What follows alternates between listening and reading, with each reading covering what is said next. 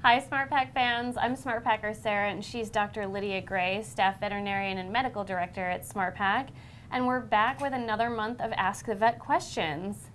In addition to all the awesome questions that we get from fans like you, we also get some pretty great comments, both on the videos and also sent to our customer care team. Yeah. And I gotta tell you, those sometimes make my week. You guys leave really great comments for us, and so we wanted to highlight just a couple of them. Kleenex. I know. Some of them are really great. So the first one was from Kate, posted on YouTube. And Kate said, I really want to thank you ladies for doing these videos, which is really nice that she thinks we're ladies. In the age of technology, you'd think we could just Google the answers to these questions, but in many of these videos you talk about conditions like HYPP that I've never heard of before and therefore wouldn't even know about to be able to seek out more knowledge. Thank you for being so educational and growing my knowledge so I can keep an eye out for these things. So sweet. And a little heart emoji, which is very nice. Yeah. So that's Thank awesome. you. We love that. And then we also got a great one from Lola. Actually, Lola loves Straw Stable. Almost missed that part. And also on YouTube. And I'm just going to read this as best I can. OMG, OMG, OMG, 3 exclamation points. I love you, Sarah, exclamation point. All caps. And then the heart eyes emoji, which is my personal favorite to use and I overuse. Which one is that? The one with the heart eyes. Oh, I haven't seen that. I'll send it to you in the next time I text you. She says, you're my idol, and I want to be just like you when I grow up. And I think if you knew me better, that might not be true. But she also goes on to say, I'm 9, and my parents can't afford lessons for me to ride, so I'm going to wait till I'm older. More heart eyes emoji, and then the kissy face emoji, which is very sweet. And I want to say, do not give up, because we had a fellow SmartPaker, Sarah, not me, but my best friend, who was our VP of Creative and worked at SmartPak for almost 10 years. And she did not get to ride horses as a kid because she would repeatedly break her arm. And she would break her arm doing things like cartwheels. And so her parents were understandably a little bit nervous. And she didn't ride, she didn't get her own horse until after she graduated college when she first got DM. And she was a competitive eventer and obviously came and changed the world 4 hooves at a time at SmartPak with us. So you have lots of horses in your future if you stick with it. Cool. Yeah. So those are reactions. We love your comments. We're always listening. We read all of them, even though we don't have time to read all of them in the videos. But without further ado, let's jump into the questions. Our first question was asked by Maria, who used the Ask the Vet forum at smartpak.com/askthevetquestions. And Maria's wondering, as it relates to horse health, what are the pros and cons of straw bedding? An unexpected question. It is, and it's unexpectedly controversial. Ooh, I You like think it. straw bedding, it's just a substance. There's facts. Well, there's a lot of opinions Okay. too when it comes to what to bed horses with, because there's the straw that's very traditional. You see it in a lot of racetrack barns, broodmares. There's wood shavings, wood pellets, even sawdust. At my barn, we use flax. You can buy hemp. There's sand. You can bed horses on sand if you do it carefully. Peat moss is popular in some areas. So a lot of it has to do with availability, right? Cost, delivery, storage. The cleaning style and the utensils, the equipment you need is very different. The disposal, like some places you can spread it on fields, you can sell it in other places. Some places you can put in landfills. I mean, you compost it. So there's a lot of opinions and preferences. A lot of it comes down to preferences. There is some scientific facts and research about straw and some others. Some people think that straw is it can be very clean and dust-free. However, for the researchers who are studying airway disease, respiratory inflammation, when they want to challenge a horse and create the allergic signs, the coughing and the heavy breathing, so that they can then try a treatment, see if it works, they bed them on straw. So that says if you already have a horse that has a respiratory illness, straw maybe is not your choice. A lot of people have gone to the shredded paper or cardboard. That's very, very clean. You learn how to clean the stall, the wet and the dry with it, and then how to dispose of it. I will say, personal experience, because I have a horse with airway disease, I put the paper bedding in the trailer as my travel bedding, and that wasn't a good choice because it's very light. And it so when blows the window's away. open, Yeah. I can only imagine what Yeah, you it was looked at when you opened It the door. was kind of a mess. So it's good in Poor the Newman. stall, and you might install even. You might have to just dampen it with like a watering can or a hose on mist or something. So there's the dust and the mold aspect, and that's a big one. The other is it's potentially edible for horses that might not be so picky and might be on a diet, and they're like, roughage, I'll just nibble on this. And you'd think on the one hand that's okay, it's just sort of filler, but it is so stemmy that it tends to cause impactions, and that's not something you want. So that's worrisome. And then it's not very absorbable.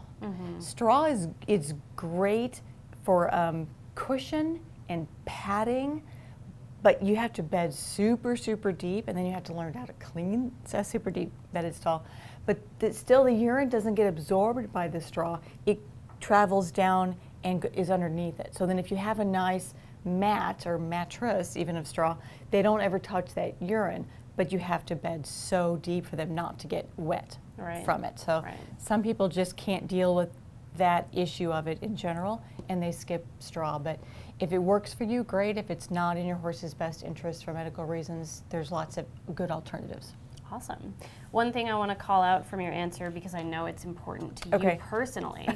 You mentioned that in some areas you can dispose of it by spreading it on a field. You never spread manure on a field that the horses go out in. No, never a live graze field. Yes, because that would be potential to spread parasites to those horses, because by spreading the manure, you're just spreading the parasites right where the horses are grazing, which is exactly what they want and not what we want. Right. So if you have like farming fields and you want to spread it as fertilizer, depending on your bedding source, that's great.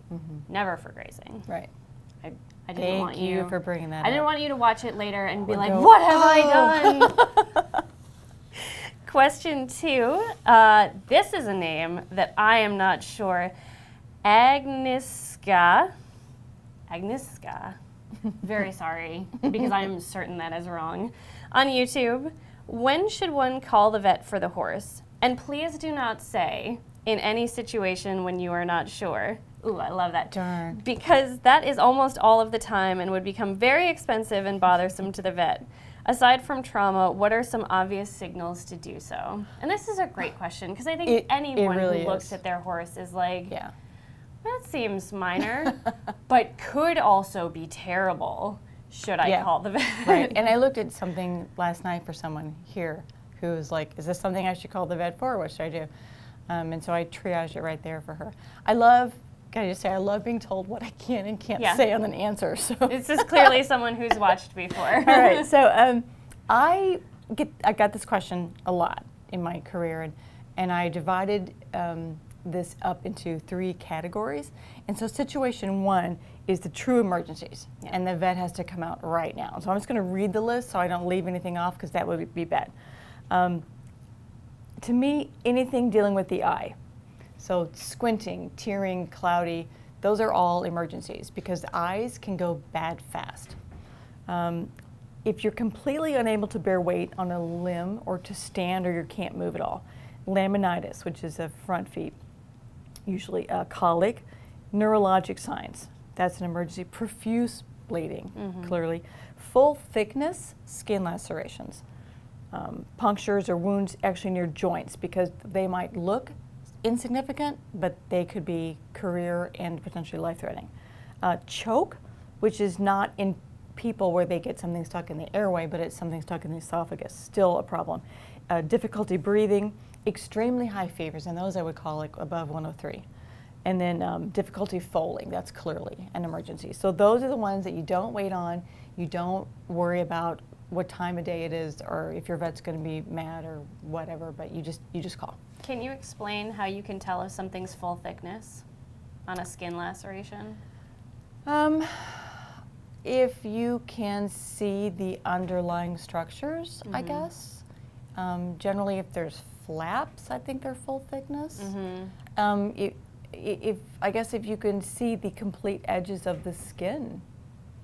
That's a really good question. I'm not sure. I'll have to think about it and maybe answer next time. Okay. But yeah, that's versus like a scrape. Like a scrape, a horse walked into the stall and scraped his hip, Right. might be a partial thickness, Yeah. versus the one I saw last night was unfortunately full thickness, had cut across the fetlock, and you could see the underlying structures. So that's 2 strikes. yeah, it was a really That's big, near a joint. Yeah. And it's full yeah, thickness. that's bad.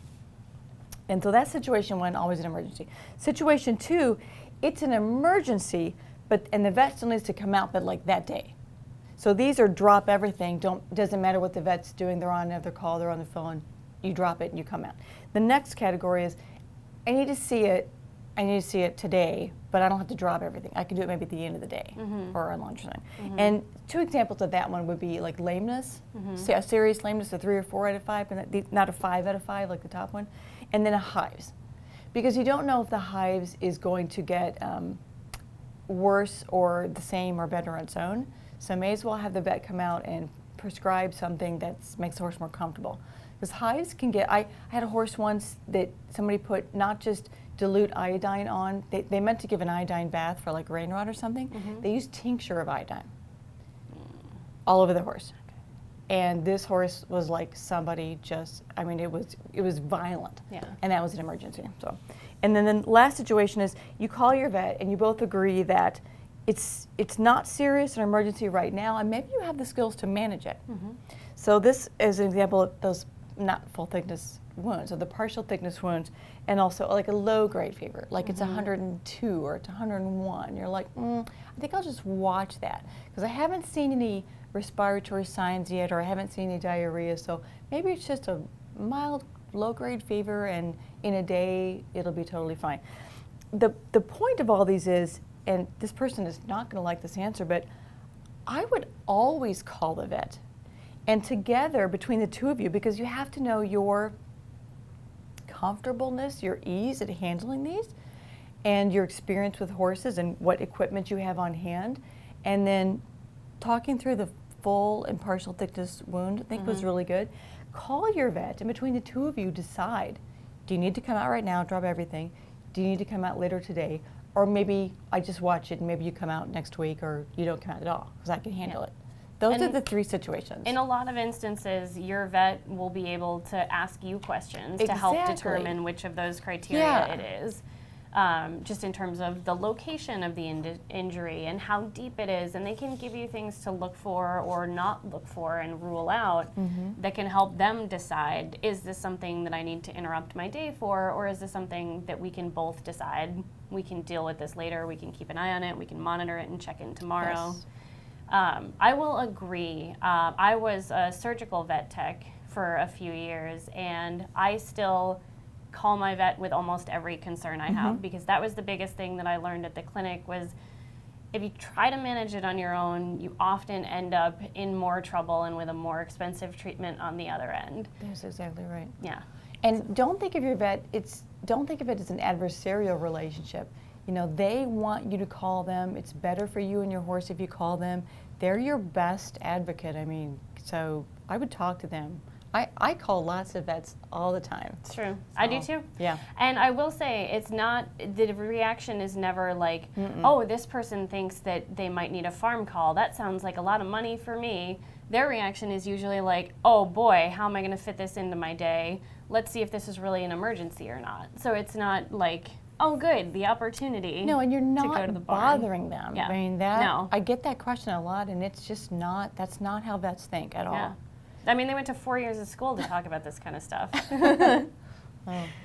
All right, question number 3 is submitted by Jen K. and Ray, or Jen Candry, I don't know which, on Instagram. And Jen is wondering, my gelding makes weird noises with his sheath when we work. I can't believe it took us this long to get this question. I was thinking the same thing. I'm told that it's air. Is that true? What is the cause? Is there anything I can do about it? It was, you know, this was something that I didn't understand until I got to college. Yeah, because I was somewhere and the horse was making it, and I was like, I wonder what that sound is. And all my friends stopped and went, you don't know? So I know now. But so we'll make sure that does not happen to you. Yeah. Well, we don't know how old you are. That's right. It may be too late for you. you. It may be too late. I found a description of this on something, and I just want to read it because I can't say it better than this person said it, and it's quite short. It's just very good. But it's an app called Horseside Guide, and he called it an odd groaning or squeaking sound originating from the sheath can occur when a male horse, so that's an important point, stallion or gelding, trots. And it's thought to be caused by a tensing of the abdominal muscles, causing air to be sucked into the sheath.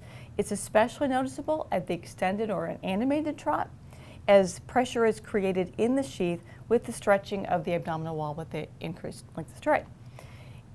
I put this in all caps because it's really important. It is considered a normal finding. Since the sound is caused by muscle tension and pocketed air pressure within the sheath, it may or may not lessen or disappear after sheath cleaning. People think, well, it's making a sound, so I should clean it, which is a reasonable conclusion, but not necessarily not a squeaky wheel needs the grease situation. No, and that was an excellent analogy. Thank you. So it's not a cause of concern unless other signs accompany it. In rare cases, sounds can come from deep wounds to the armpit or groin. A sucking sound can be heard sometimes after a horse has been castrated. And in this case, the sound is caused by air being sucked into an open incision, but it's a very different sound, and it occurs at the walk. So the last point they make is, if you remain concerned about this observation, then talk to your vet. From some other places I found, someone called this the gelding sound, which I thought was great. Yep. And they likened it to less of a veterinary medical issue and more of a training issue. Oh, okay. Or behavioral issue. Okay. So that if your horse is tense, tight, stiff, even unbalanced, stressed, then they tend to be tight, and that the factors are set up for the sound to be made.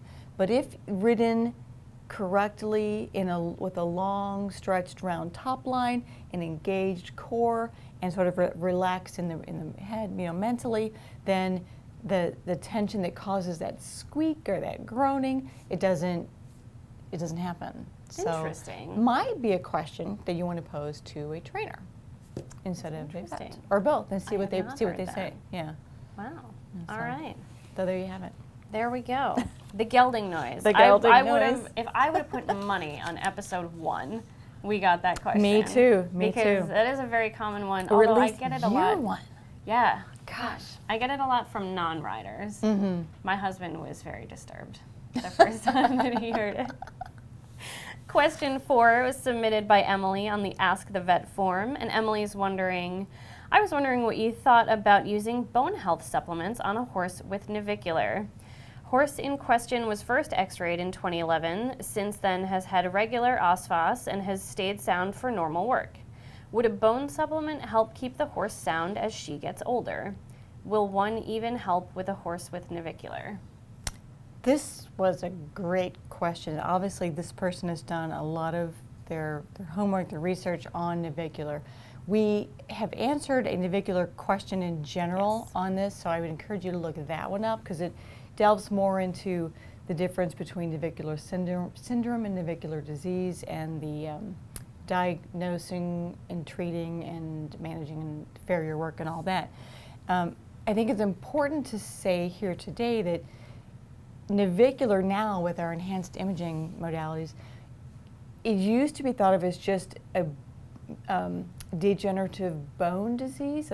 There's a navicular bone, and now we know that with MRI and other techniques, that the navicular apparatus, or all of the soft tissue and the burses and joints that surround that bone, they can be affected too. Mm-hmm. So it doesn't have to be bone that's the problem. It can be the deep digital flexor tendon, it can be the navicular bursa, the impar ligament. There's a lot of other structures there.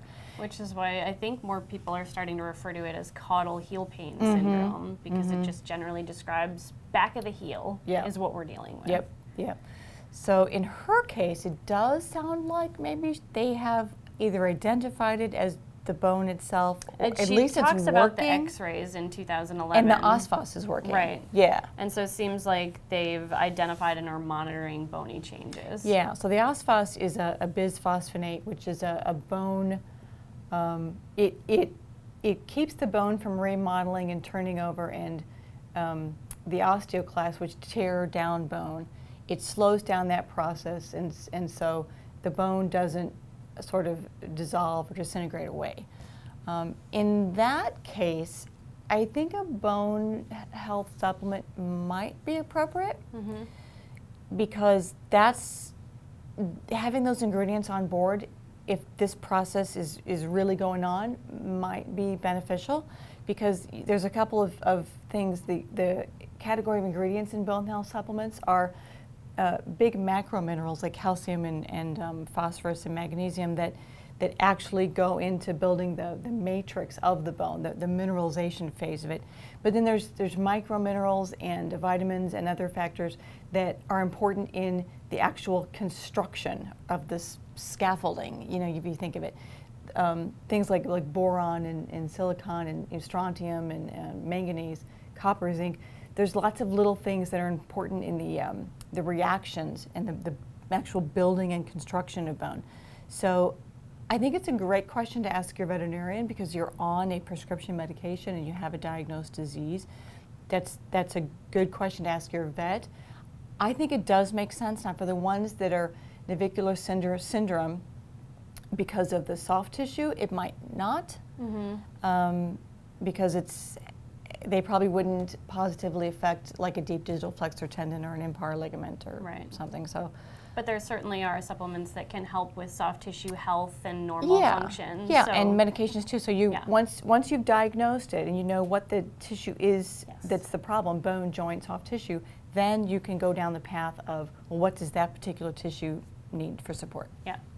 If you are in the market for a bone health supplement, we do have a subcategory within our joint supplements category, and you can find some of these products that I have behind me.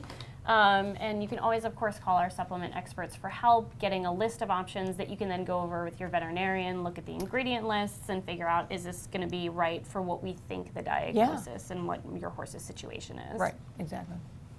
Okay, last but not least, Little Gray Jumper on Instagram, which is just an adorable name, is wondering, what's the best way to deal with ticks? Oh, God, ticks.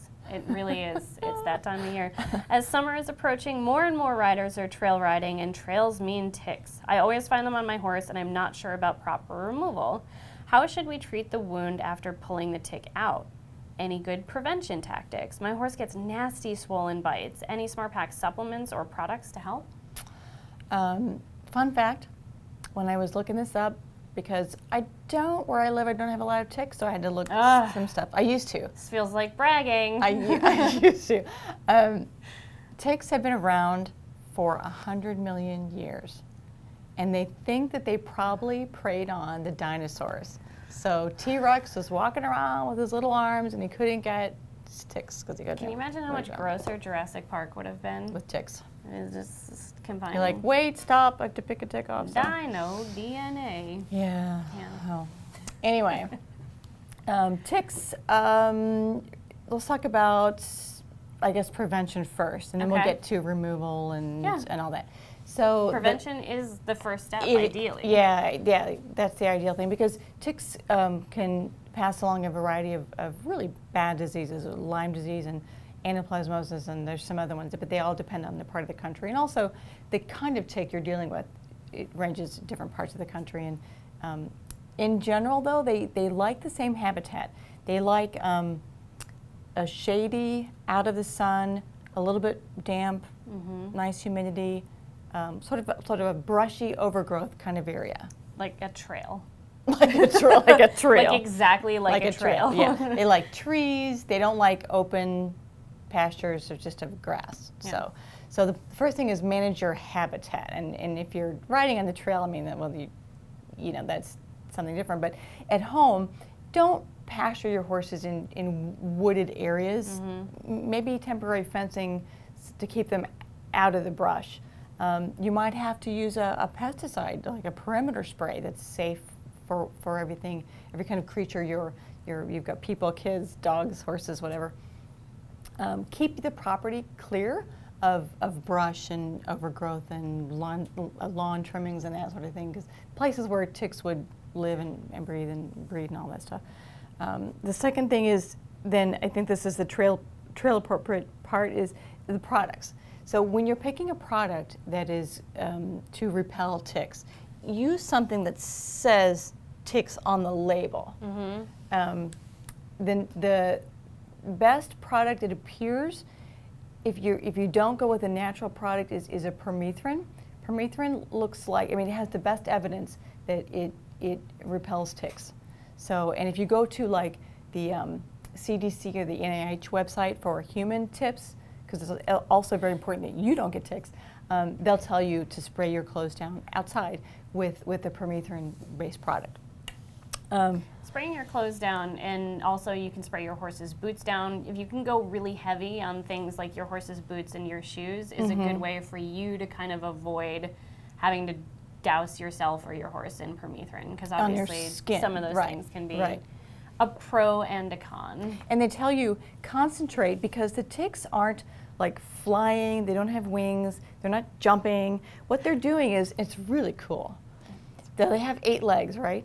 So on a blade of grass or a leaf of something, they hang on with their 6 bottom legs, and they stick their 2 top legs out, and they wait for you to walk by, and then they catch your pant leg or your horse leg or whatever. Terrible. So they say to concentrate your product on the horse's legs or the underbelly, and then I changed that to undercarriage, which made me think of a car wash. You know, when you're getting the salt off your car? Yep. So think of that. Think of ticks are coming from the ground up. They're always seeking up, and they're finding the movement and the vibration and the heat and the carbon dioxide, and they've got those 2 front legs out, and they're just catching on. But if you've got a product, something low, they're less likely to be attracted to your horse then. Yeah, so that's good. If you have your horse out in an area where you think he's grazing, like my horse, we go back and graze in some parts of the property that we definitely get ticks when we go back there. So I use a little roll-on around his muzzle, so because they will absolutely crawl right on the face because he's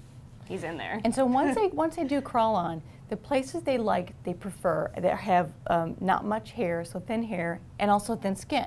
So the head, ears, the throat latch, so the underside of horses, the armpits. And the groin area, so where the legs attach, those are big areas. They also like to crawl into the mane and tail. It's very thin skin when you get in there deep, and it's protected. And so you might find a lot of ticks in a mane and tail.